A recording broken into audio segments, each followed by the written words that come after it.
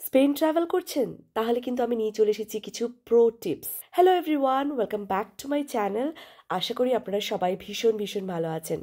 আপনাদের যদি ক্রাউডেড জায়গা পছন্দ না হয় তাহলে কিন্তু অ্যাভয়েড করতে পারেন cities like Barcelona. Instead you can choose Palma, Ibiza. At the end, trip is for relaxation, isn't it? Spain কিন্তু সামার সিজনে প্রচুর গরম হয়, আর ইউরোপের সামার সিজন হলো July and August months. So you can avoid travelling in this months.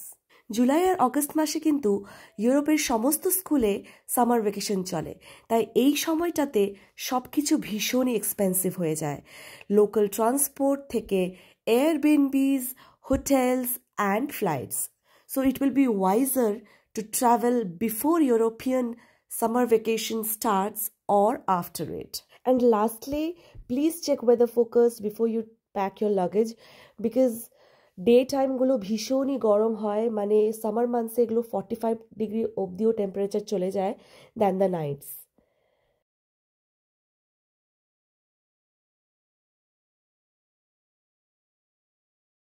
So আমাদের Spain ট্রিপের ডে ওয়ানটা এরকম ছিল।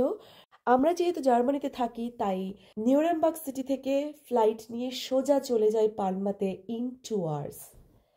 তারপর আমরা এয়ারপোর্ট থেকে সেলফ ড্রাইভিং ট্যাক্সি বুক করেছি, যেটা অনলাইনে আমরা বুক করেছিলাম, which is very trustworthy and much cheaper than the local taxi.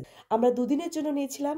যদি কারোর ইনফরমেশন লাগে তাহলে কিন্তু আমাকে প্লিজ কমেন্ট করতে ভুলবেন না। এখন বাজে দুপুর 3টে মতো, আর আমরা কিন্তু চলে এসেছি হোটেলে। চেক ইন ফর্ম্যালিটি সব কিছু হয়ে গেছে, আর আমরা এখন চলে এসেছি আমাদের হোটেলেরই প্রাইভেট পুল সেকশনে। আর এই প্রাইভেট পুলটা কিন্তু একদমই ছিল সি বিচের লেভেলে।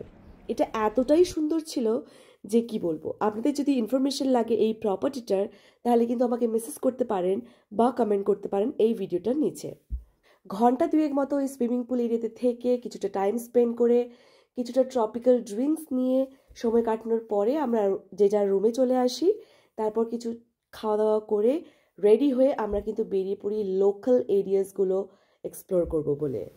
এখন বাজে সন্ধ্যে 6টা, কিন্তু প্রচুর রোদ রয়েছে এখনও, কারণ এখানে তো সানসেট একটু দেরি করেই হয়, মানে ওই 8টা সাড়ে 8টা নাগাদ। তো আমরা বিচে বসে অনেকক্ষণ বেশ সানসেট দেখলাম। তার আগে আমরা লোকাল মার্কেটসগুলো এক্সপ্লোর করেছিলাম। প্রচুর ধরনের সুভেনিয়ার্স রয়েছে আর প্রচুর রেস্টুরেন্টস রয়েছে রাস্তার দুই পাশে। ভীষণ সুন্দর সুন্দর হোটেলস রয়েছে। সব থেকে বড় ব্যাপার, প্রচুর ধরনের সুপার মার্কেটস রয়েছে যেগুলো রাত্রি 12টা অবধি খোলা থাকে।